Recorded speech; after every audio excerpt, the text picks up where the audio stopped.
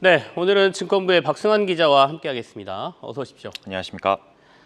신세계 얘기를 좀 해야 되겠습니다. 어제 장 이후에 신세계에서 자사주 매입을 발표를 했어요. 이 부분부터 저희가 좀 점검을 해야 될 것 같은데, 물론 같은 계열이긴 한데 이마트하고 신세계를 비교해 보면 그래도 이마트보다는 신세계가 좀 나은 것 같아요, 요즘. 네, 맞습니다. 일단 신세계는 1,050억 원 규모의 자사주를 사들이겠다고 밝혔습니다. 네. 어제 장마감 뒤 내놓은 자사주 취득 결정 공시를 통해서인데요. 직접 밝힌 목적은 주가를 안정시키고 주주 가치를 높이기 위해서입니다.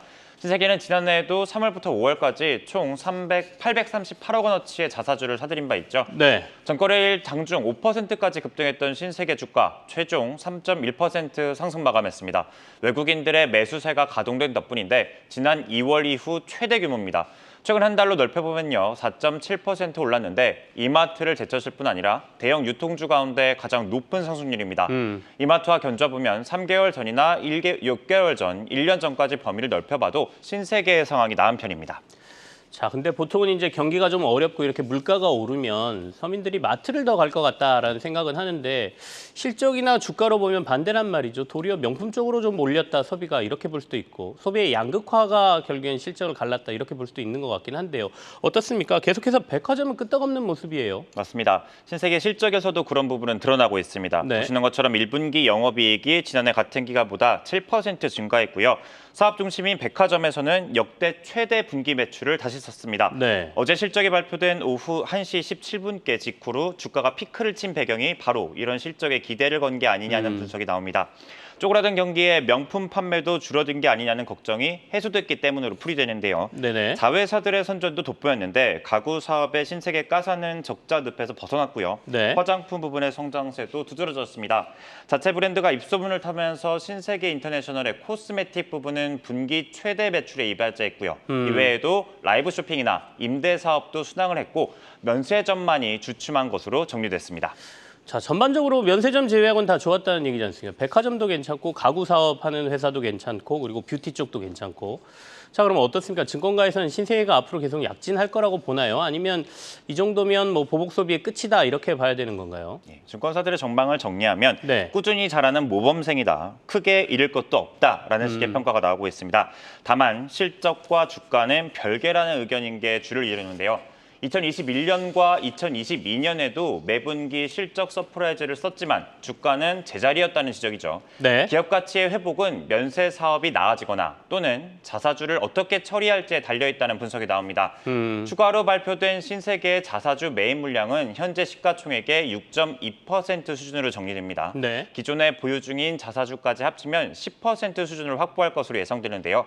다만 구체적인 활용 방향은 아직 공개되지 않았죠.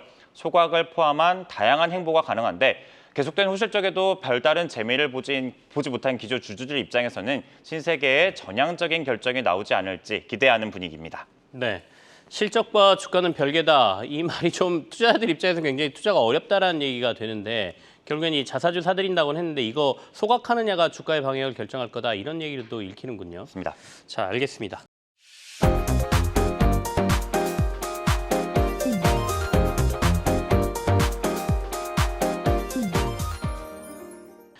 그러면 항공업계 얘기도 좀 해보겠습니다. 최근에 이제 비행기 표 너무 비싸서 못 구한다, 사기가 힘들다 이런 얘기가 많이 나오던데요. 어떻습니까? 이런 것들이 결국에는 항공주들의 실적에 반영이 되고 있는 것 같습니다. 예, 비행기표가 비싸면 소비자들은 울상이지만 네. 항공주나 항공업계 입장에서는 마냥 나쁜 일이라고 볼 수는 없겠죠. 항공사들의 실적 발표가 한창인 어제와 오늘 걸쳐서 증권사 보고서가 한창 나오고 있는데요. 네. 오늘 대한항공에 대해서 7개사가 본고서를 내놨는데 모두 매수 의견을 냈습니다. 다만 신한투자증권만이 목표가를 내렸고요. 제주항공에 대해서는 투자 의견이 반반이었습니다. 매수 반, 유지 반이었는데 KB증권만이 목표가를 올려잡았습니다. 항공업 전체로 넓혀봐도 목표 주가가 올라간 곳은 KB증권이 유일합니다. 올해와 내년의 영업이익이 기존 예상보다 늘어날 거란 판단에서 목표 주가를 올렸습니다. 실제로 제주항공의 1분기 751억 원의 영업이익을 거뒀다고 발표한 바 있는데요. 지난해 같은 기간보다 많을 뿐 아니라 전분기와 비교해도 3배 급증한 수준입니다. 네. 유류비는 내려가고 티켓값은 오르면서 마진이 커졌다는 분석이 나오고 있습니다. 지금 항공주들 어쨌든 실적이 좀 좋은 상황이에요. 우리가 이른바 엔데믹, 그러니까 리오프닝이 시작된 이후에 어떻게 보면 제대로 된 겨울은 이번이 처음이다 이렇게 볼 수가 있는데 보통 항공업계는 겨울이 성수기지 않습니까? 이번에도 좀 기대를 하나요? 티켓값은 계속 올라가나요? 이거 사실은 구매하는 입장에서 좀 떨어졌으면 좋겠는데요. 증권사들 입장에서는 해외여행 수요는 피크아웃 없이 계속해서 올라가고 있다고 일단 보고 있습니다. 네. 국제선 공급을 비행기 공급량을 30% 넘게 늘렸지만요. 시장 경쟁이 약해지면서 수요보다 공급이 부족한 상황이 계속 이어지고 있다는 거죠. 소비자들이 팬데믹 이전보다 30% 넘게 오른 비행기 값을 그대로 받아들이고 계속해서 이용하고 있다는 이야기가 바로 여기서 드러나고 있습니다. 네네. 이런 현상 내년까지 이어질 것으로 전망됩니다. 실제로 1분기 우리나라 국민들의 해외 출국은 전년 동기와 비교해서 50% 가까이 급증했는데요.